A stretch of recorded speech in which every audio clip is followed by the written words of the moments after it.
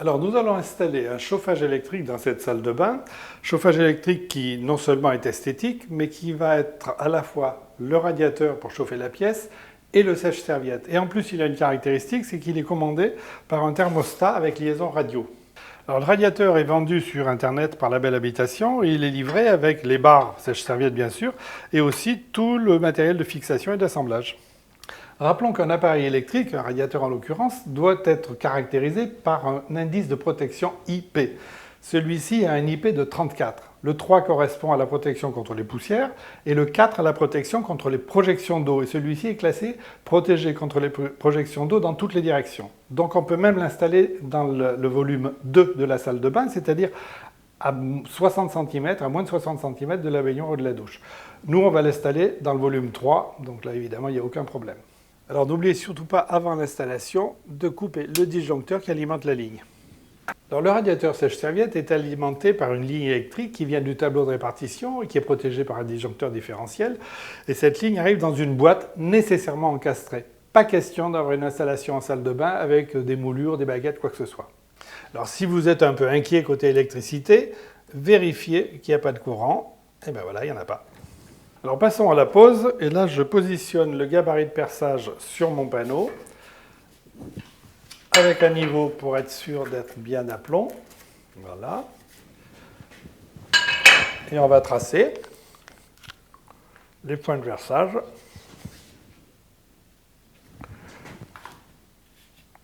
Gros point. Il n'y a plus qu'à percer. Alors je perce avec une mèche au carbure de 10 mm de diamètre, bien évidemment sans percussion, sinon ça casserait le carrelage.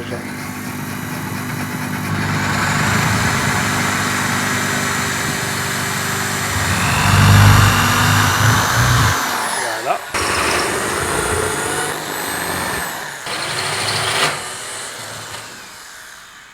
Alors les systèmes de fixation sont pourvus d'une cheville à expansion, donc on va insérer et expanser en vissant.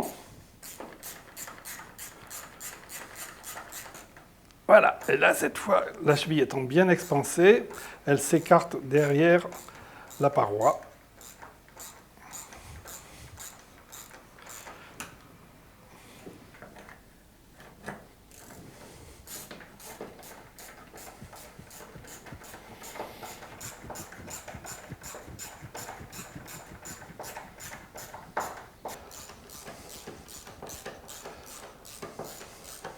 Maintenant, je fixe les barres porte-serviettes avec les petites vis fournies.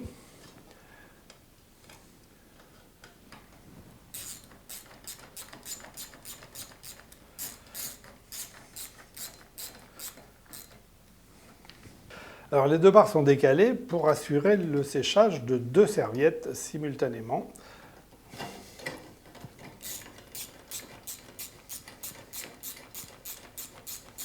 Alors j'utilise une sortie de fil spéciale salle de bain ou cuisine puisqu'elle est avec une étanchéité, c'est cette partie-là, donc ça sera idéal pour notre installation.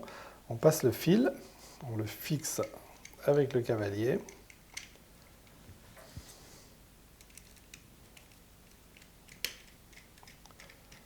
Alors maintenant on raccorde les fils qui viennent de la boîte au fil de radiateur avec un connecteur tout simplement.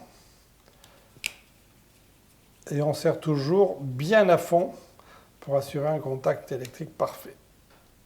Alors le bleu avec le bleu, le rouge avec le marron.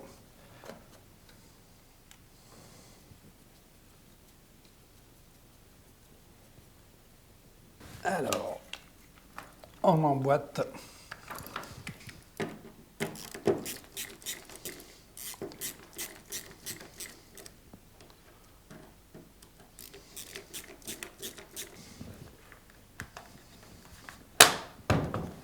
Voilà, il n'y a plus qu'à accrocher l'appareil. Alors, on le met sur ces supports et il est maintenu par les écrous molletés, tout simplement.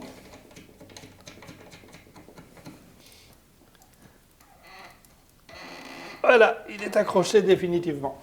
Alors maintenant, j'ai relevé le disjoncteur du tableau de distribution j'appuie sur le bouton on-off, démarrage du radiateur. Voilà, on va commencer à régler le thermostat. L'heure d'abord. Bon, maintenant, j'appuie sur l'interrupteur du radiateur pour synchroniser le radiateur avec le thermostat radio. Alors maintenant, on va passer à la programmation, sachant que l'appareil permet une programmation hebdomadaire par tranche de 30 minutes. Donc là, on va dire par exemple le lundi 19,5, etc. Alors le thermostat électronique qui se met tout seul à l'heure d'été ou à l'heure d'hiver, il permet évidemment d'avoir une température hors gel quand vous partez en vacances, et il permet aussi la dérogation temporaire. C'est-à-dire si vous voulez prendre une douche, je sais pas, moi, à midi alors que ce n'était pas prévu, ben là vous pouvez, vous aurez chaud.